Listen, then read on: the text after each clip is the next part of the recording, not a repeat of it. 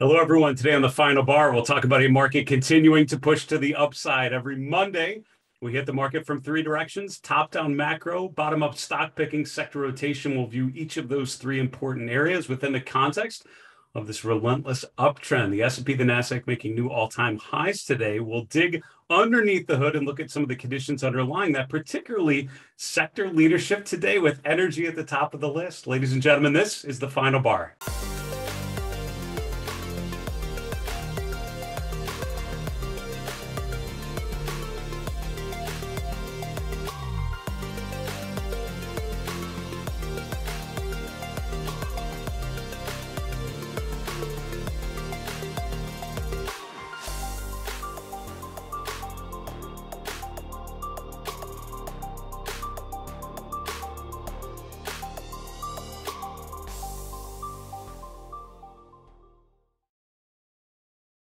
Hello, everyone. Welcome to the final bar. I'm your host, Dave Keller. I'm the chief market strategist here at StockCharts.com in a sunny Redmond, Washington. Thanks for joining us every weekday after the close as we focus on the markets using the language of technical analysis, using price visualizations, data visualizations, price breadth and sentiment, all of those indicators to try to make sense of the markets in uncertain times. We've talked about the conditions underlying the market, the breadth concerns, the bearish momentum divergences, stocks that have already pulled back 10, 20, 30%. And then in the face of that, you have days like today where the S&P continues to push higher. And obviously some good news coming out. You have home sales today and tomorrow. We have the Fed chairman reporting from Jackson Hole at the end of this week.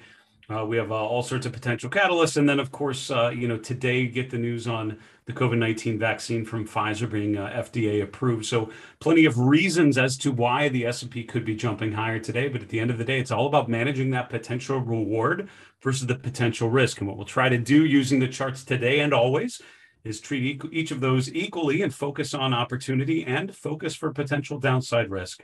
Now, we have great guests on the show. I'm super thankful for a lot of the discussions we're able to have with some really knowledgeable people. This week, we have Kathy Donnelly, author of The Life Cycle Trade, coming up tomorrow on the 24th. On Thursday, the 26th, John Kosar from Asbury Research. And then coming up this Friday, the 27th, our latest episode of The Pitch. The Pitch is our monthly show where we focus on the markets, and we have three guest experts all providing their latest ideas. They have a couple of minutes each to pitch you 5 ideas each. And then at the end, we discuss them all as a group. I'll be moderating that discussion this coming Friday. Our panelists will include Leslie Juflas from Trading Live Online, Grayson Rose from StockCharts.com, and T.G. Watkins from Simpler Trading. Should be a lot of fun. I encourage you to join us. Go to StockCharts.com/thepitch for more information on that next event. Let's continue on with the three-pronged approach to our Monday show. We'll start with the market recap, just focusing on what's happened through the course of the trading day today. Today, a lot of things to focus on in terms of market activity. You know, before the open, you have the news of the Pfizer vaccine getting FDA approval. That's certainly providing upside. You're getting a bounce in stocks like LVS and others that are coming from fairly beaten down levels. I think with energy, with things like gambling names popping higher, impressive move today was something like LVS up, almost 6% today, coming out of overbought conditions last week, where it's making new lows, and almost new long-term lows. New 52-week low came last Thursday. But overall, the relative trends on these names are still relatively weak. That's what Las Vegas Sands look like. Again, we're testing the low from March 2020. So this is a stock that's actually round trip back to the lows from over a year ago at the market bottom in March of last year. Same thing with energy. Energy stocks obviously coming down some fairly weak levels, but popping back to the upside. So, a lot of interesting themes to dig through there. Overall, in terms of the market, so you have to focus on the S&P, you have to focus on the Nasdaq, and both of them again making new all-time highs today. Here's what the S&P 500 looks like, closing just below 4480, which is a new all-time high. Closing high, not quite making it above last week's high, if I remember right, but but intraday high doing so now. It's worth noting, as we have a number of times recently, it's doing it on weaker momentum. So the RSI is not anywhere near the overbought region right now. It was last week, and it certainly was back in July. You always have to be careful with bearish divergences. You really can't call that a bearish divergence using the current bar until you actually, establish the higher high. Until you actually make the high and pull back, and you can see where the peak in the momentum was. It's tempting to talk about the momentum during the uptrend, but you really have to hold off on that if you want to make sense of where things are actually, peaking out. So overall, I think it's still to be determined whether or not this is a momentum divergence this week,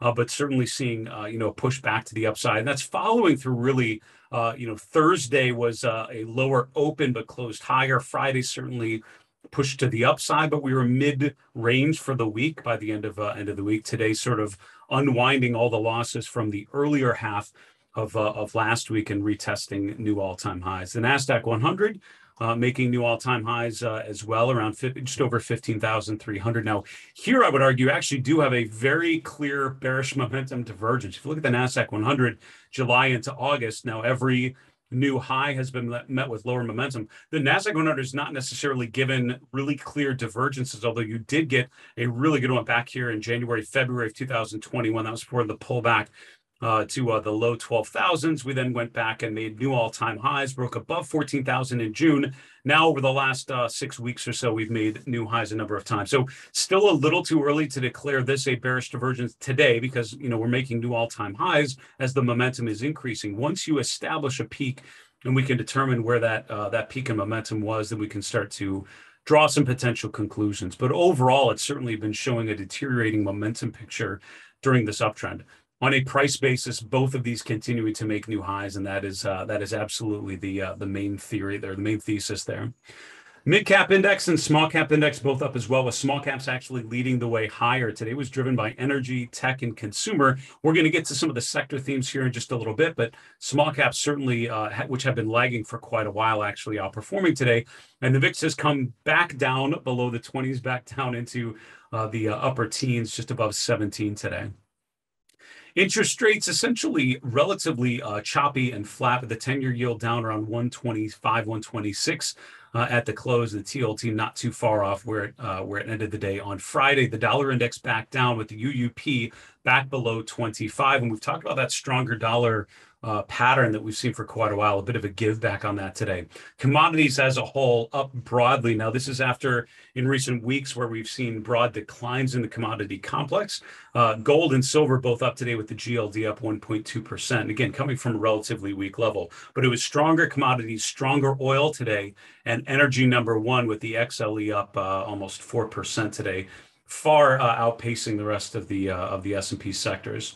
Cryptocurrency is essentially mixed, with Ethereum finishing higher today, but Bitcoin actually finished down on the day. Now, this is taking it from 24 hours ago. It's a 24-hour cycle that you get on Bitcoin. This is taking it from earlier in sort of the overnight hours in New York, but spiked up above 50,000 for Bitcoin and back now nearing 49,000. But again, overall, the trend has reversed back to the upside, arguably. Let's look at a couple of these charts if we can with the time that we have remaining. Here's the chart of Bitcoin, and we've talked about how the chart of Bitcoin has rotated from a distribution phase, which I would argue you saw in April into May, a consolidation phase, which we saw in May, June, and July, and then back to an accumulation phase, which is where we're at now. I'm not surprised to see new all-time, or not all-time highs, but new highs for the last couple months here. Earlier today and over the weekend, continuing that push higher, only because I think the path of least resistance remains higher. Breaking above the 200-day, I would argue, was key. Breaking above 44,000, I think, was a really important benchmark. That's a Fibonacci support level, which has been tested a number of times. Most recently tested here about a week ago when we bounced off of there and then rotated back above the 200-day. So on any sort of pullback, 46,000, which is where you have the 200-day moving average. This pink shaded area is sort of the 42 to 44,000 range. That's an established area of support that we've tested a number of times. I think as long as we remain above there, the trend overall remains very positive for Bitcoin, but certainly a chart to continue to pay attention to. When we look at gold, as I mentioned, the GLD popping back to the upside today, gapping higher today. It's an interesting chart to watch. This has come up with the GLD from just below 161 here just a couple of weeks ago, now getting up above 168 and pushing back above the 50-day moving averages. This is after failing there a couple times in July, early August, now rotating back above there. The 200-day moving average not too far away, just below 170. And I think that's the key level to watch here as we continue this bounce higher in gold. The question is, can you reverse this pattern of lower highs and lower lows? And so far, we've really been unable to do so. Step two, now that we've talked about the macro environment, the S&P making new highs, we talked about a lot of downside risk for stocks last week and how to think of it. Day like today, just sort of erasing yesterday's or last week's drawdown and pushing back again to the upside. So we're left with this pattern of the market making new highs while plenty of stocks are not doing so. Step two on a Monday is to look at the RRG, look at the sector rotations. We'll start with the relative rotation graph, which I've always found a really good way to visualize the 11 sectors, how they're rotating around the S&P in the middle. So here we are using weekly data, so the long-term RRG that I like to start with. And in general, further to the right is stronger relative trend, further to the left, a weaker relative trend, and the rotations and the vertical axis give you that momentum or that rate of change behind those trends. So it's interesting that energy bouncing to the upside today, but when I talk about energy coming out of a relatively weak point, this is one of the charts that comes to mind is just the XLE really pushing down into the lower left, right? Really accelerating to the downside, not really showing you any sign of strength. A day like today, again, bouncing off of weak levels is tempting to jump into something like that. I always would caution or would advise caution to look to see if you see some sort of reversal in trend. You really see accumulation or these bounces off of relatively low levels, what we might call a dead cat bounce. Seeing an interesting rotation, not necessarily in the right direction yet, but getting there with something like, what is this? The financial sector here, the XLF, the XLB materials, XLI industrials. These are the remaining cyclical sectors, all sort of rotating in the correct direction. Rotating clockwise and heading back northeast would be very, very encouraging, but they have a long way to go. So what's already gotten up there? What's already leading? Two sectors, I think, that stand out in terms of their strength, the technology sector and the healthcare sector. Now, as we've talked in recent weeks, when I'm screening for ideas and doing sort of the bottom-up screening process, I'm not struggling to find ideas in either of those two sectors.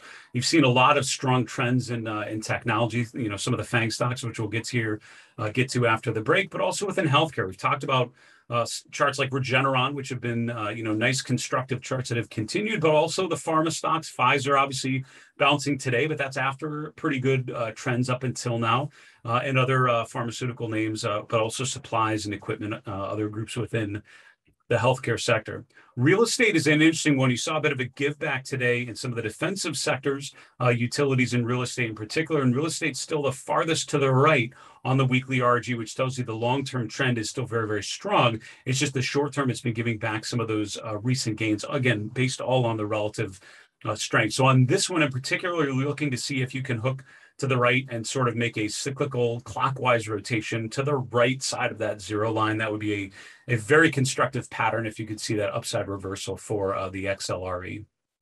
Let's look at the 11 sectors using the candle glance function. This is where we take the 11 charts, we stack them up, and we start to look at patterns between these. So, what stands out as I'm looking at these are two sectors that are very close to all-time highs, actually three of them, to be honest with you. The first one that stands out is the technology sector. And, the trend in technology, if you just look at the simple price action, the higher highs, the higher lows, has been impressive for quite a while. I think what's most impressive about this chart, though, is the relative strength profile. And that's where you saw the leadership in technology for sort of the first 2/3 of 2020. And then that relative strength peaked in September of last year. For the next 6 months, technology was basically a market performer. Once the market consolidated here, this is when a lot of the cyclical sectors really started to emerge and outperform technology. So technology was just kind of keeping pace with the market.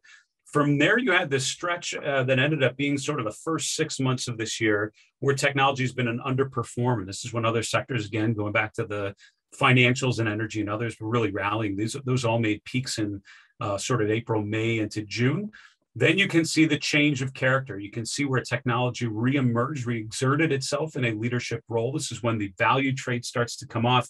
We're getting back into the growth stocks and the technology sector rotating back higher. You're now threatening to make a new 12-month relative high, which is saying a lot because that really peaked out last year there in September when the market consolidated, and then coming out of that consolidation, technology was no longer leading the market higher. So this change of character here in the last couple months has been notable, making a new all-time high, the XLK today, and I think that's pushing the relative strength in the right direction. That sector remains one that I think deserves your attention in terms of thinking about trends that are working and relative strength that's fairly consistent.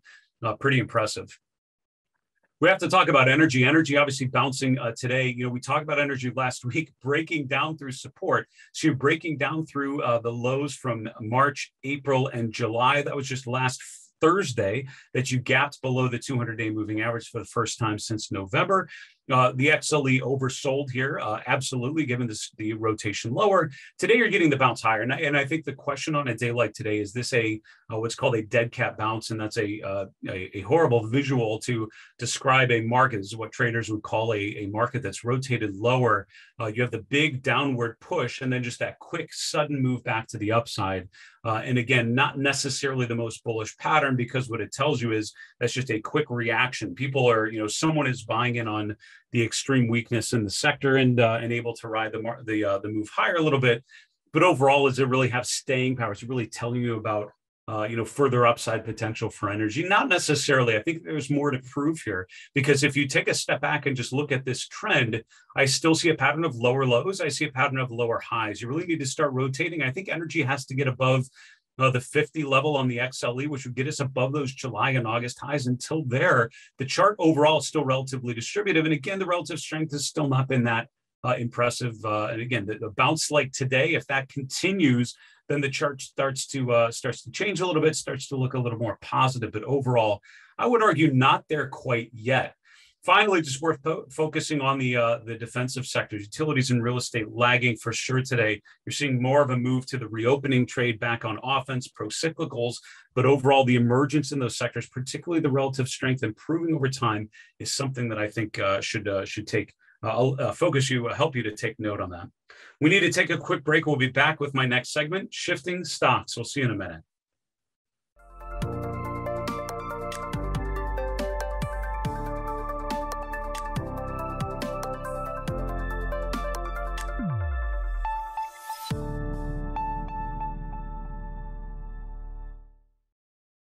Hello, everyone. Welcome back to the Final Bar. This is Dave Keller here at StockCharts.com. So good to have you join us every weekday after the close as we focus on the market activity using the power of stock charts. A couple quick comments before we get to our next segment, Shifting Stocks. First off, we would love to hear from you questions as you're analyzing your own charts. Questions on the StockCharts platform on particular technical indicators, market dynamics, market history, behavioral finance, whatever it is. We'd be happy to answer your questions. You can get your questions to us three ways: via email, thefinalbar@stockcharts.com, via Twitter @finalbarsctv, via YouTube. Just go to our YouTube channel called Stock Charts. Put a comment below the video that you're watching. We would love to gather your questions together and hope to answer your question live on the air on Tuesday's show.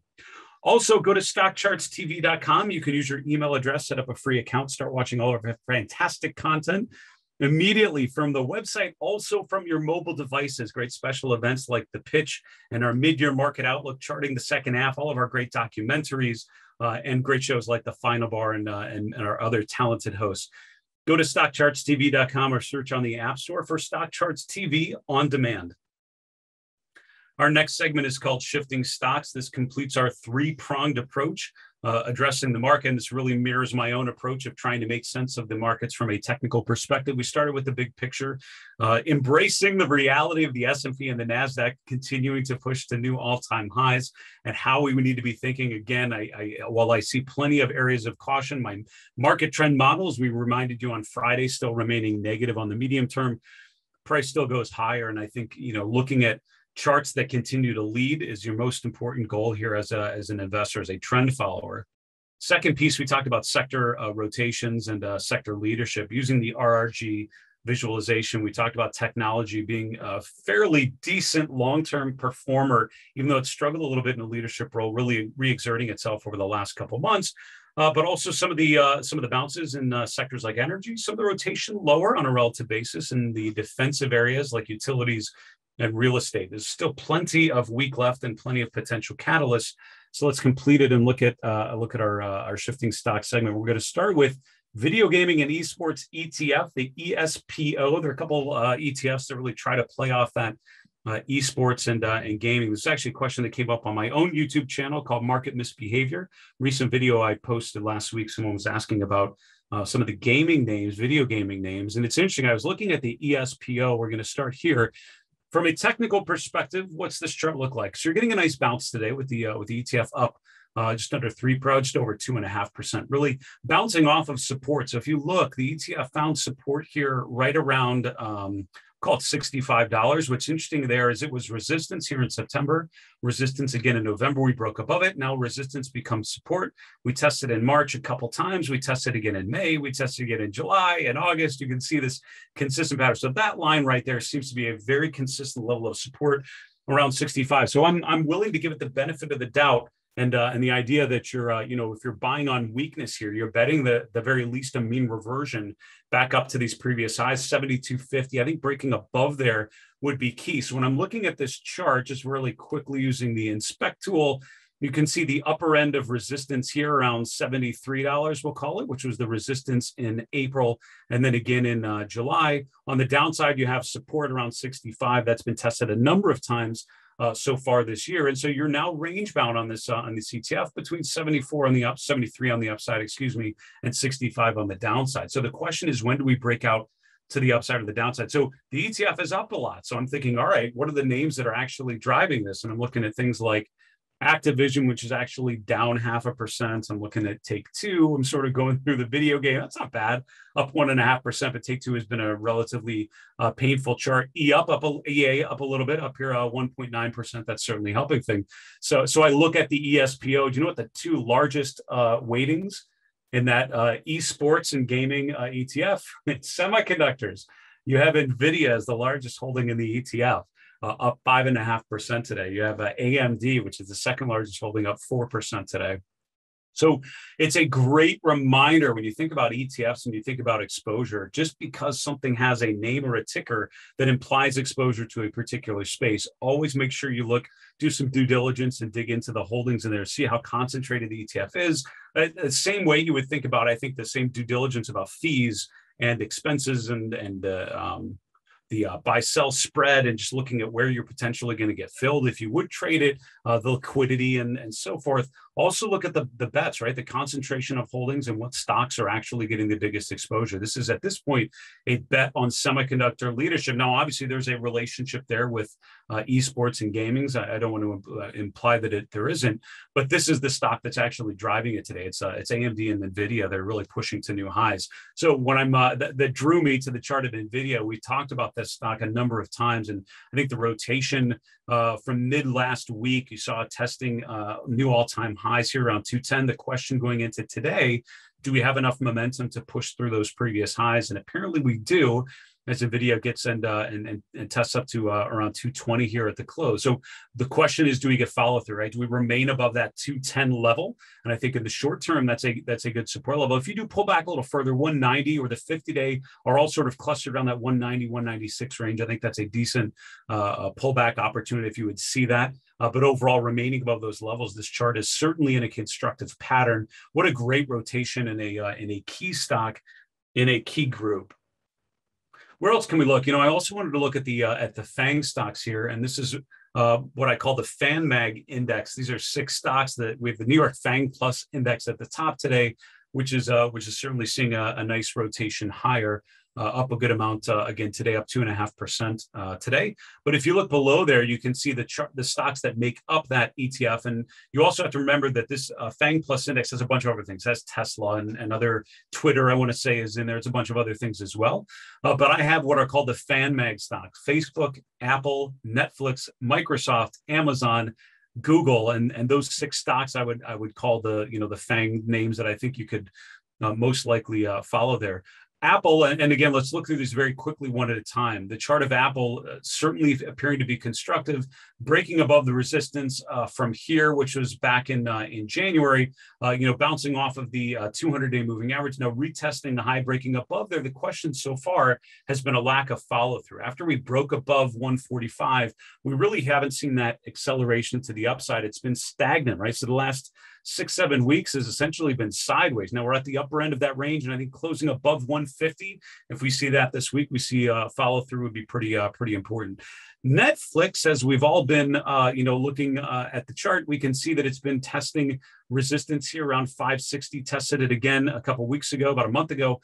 And now, once again, rotating back higher. So that 560 level, I think, would be really key. You clear that, and you're looking back to 590, which is that same that high at the same place that that Facebook actually topped out. Now, a couple of these stocks are in just decent uptrends, continuing to push higher highs and higher lows. Microsoft is one of those, breaking above 300 on Friday and continuing to make a higher close today. Alphabet, once again, making a new all-time high, continuing that trend. And again, charts like that, I don't see anything but uptrend at this point. Higher highs, higher lows. Call this the long and strong chart, or the up and to the right chart. It's difficult to disagree with a chart like that continues to work. So if you'll notice, when we look at these FANG stocks, there's plenty of strength. Most of these are breaking to new highs or testing the upper end of the range, with one very notable exception, which is Amazon. Look at how, compared to the other ones, the only one still remaining below its 200-day moving average. Granted, tested it from below today, but not really following through to the upside yet. So when I think of those 6 names and their overall strength, you have to notice that it's not homogenous. Stocks like Amazon, very different. Netflix, while rotating higher, very different than the rest of these, which are in more long-term sustainable uptrends. Just to finish off shifting stocks, again, I'd focus on some of these energy names, a lot of them bouncing higher today, but still coming off of very, very beaten down levels. I think they still have a lot to prove before you can assume further upside from here from a technical perspective. We need to wrap the show, go to the 3 and 3 charts in 3 minutes.